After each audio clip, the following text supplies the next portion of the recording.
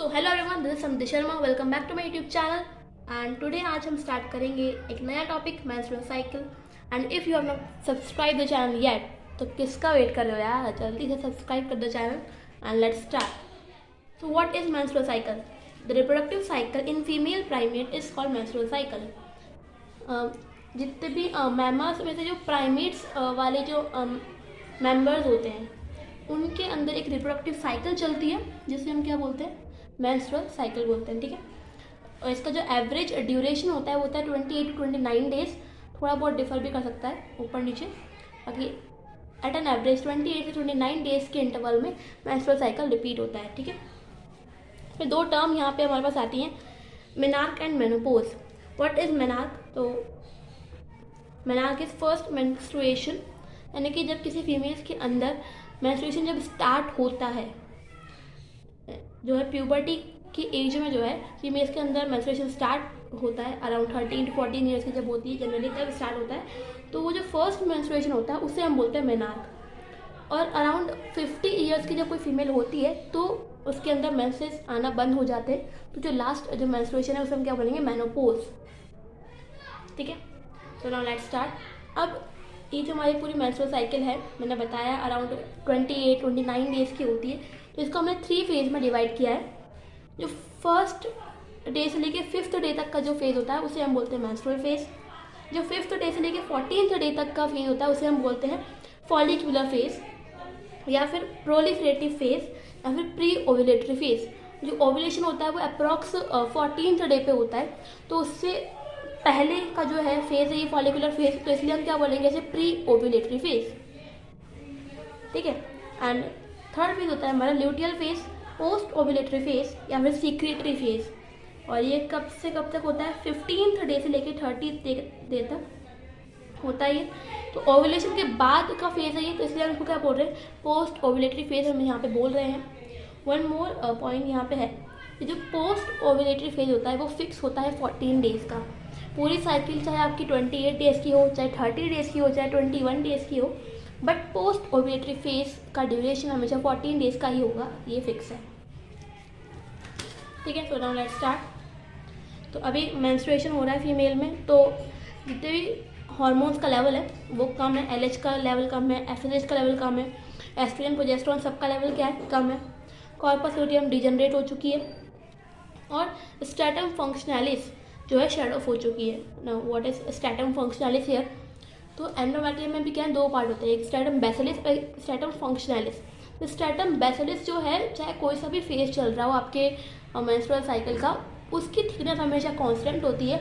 जो थिकनेस में चेंजेस आते हैं वो किस में आते हैं, स्ट्रैटम फंक्शनैलिस वाले पार्ट में जो है थिकनेस में चेंज आते हैं। ठीक है, तो ये हमारा मेंस्ट्रुअल फेज है।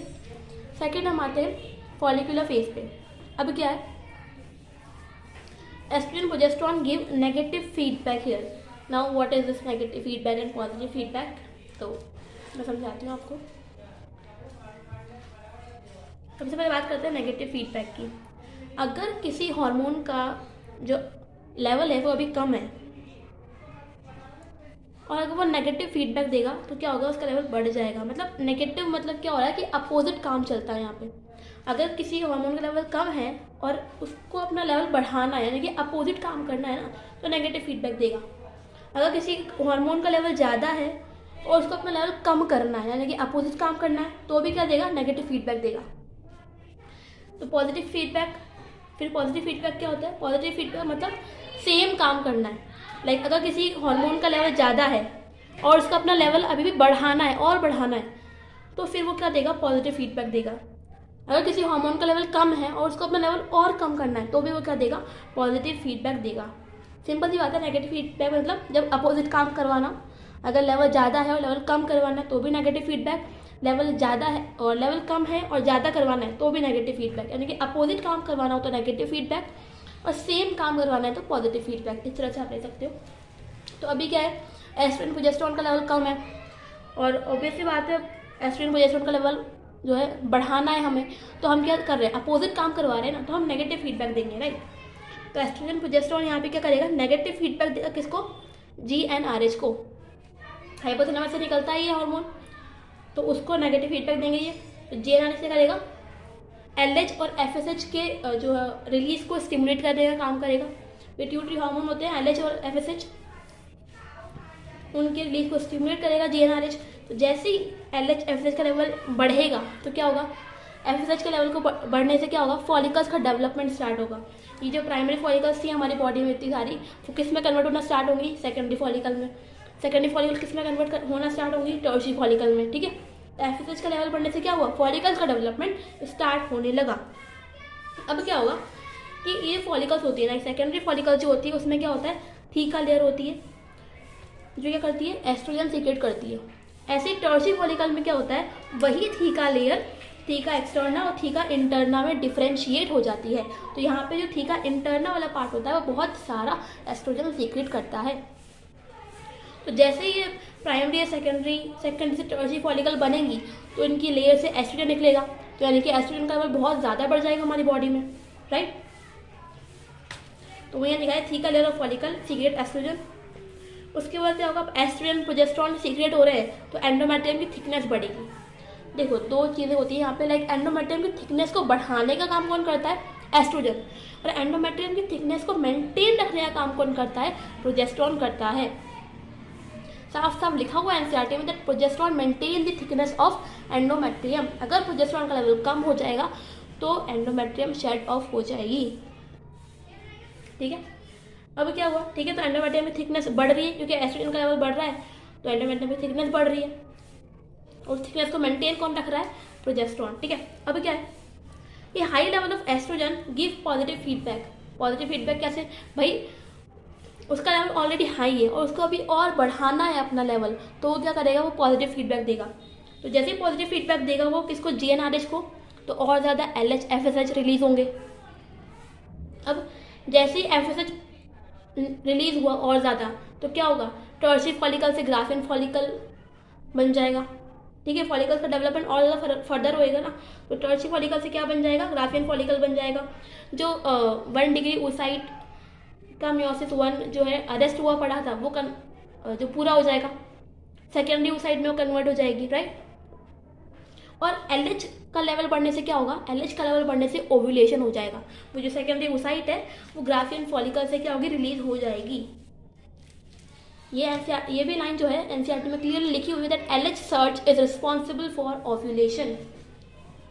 ठीक है, तो FSH रिपीट कर रही हूँ कि FSH का लेवल बढ़ने से क्या हुआ, टर्शियरी फॉलिकल से ग्राफियन फॉलिकल बनी, प्राइमरी oocyte का जो मियोसिस 1 है वो कंप्लीट हुआ, सेकेंडरी oocyte बनना, और LH का लेवल बढ़ने से क्या हुआ, ओव्यूलेशन हुआ। ठीक है, now come to the third phase that is luteal phase या पोस्ट ओव्यूलेटरी फेज। अब ओव्यूलेशन हो चुका है तो ये पोस्ट ओव्यूलेटरी फेज है। ठीक है, अब यहाँ क्या होगा, ये जो ग्राफियन फॉलिकल है किस में कन्वर्ट होगी, कॉर्पस ल्यूटियम में कन्वर्ट हो गई, राइट।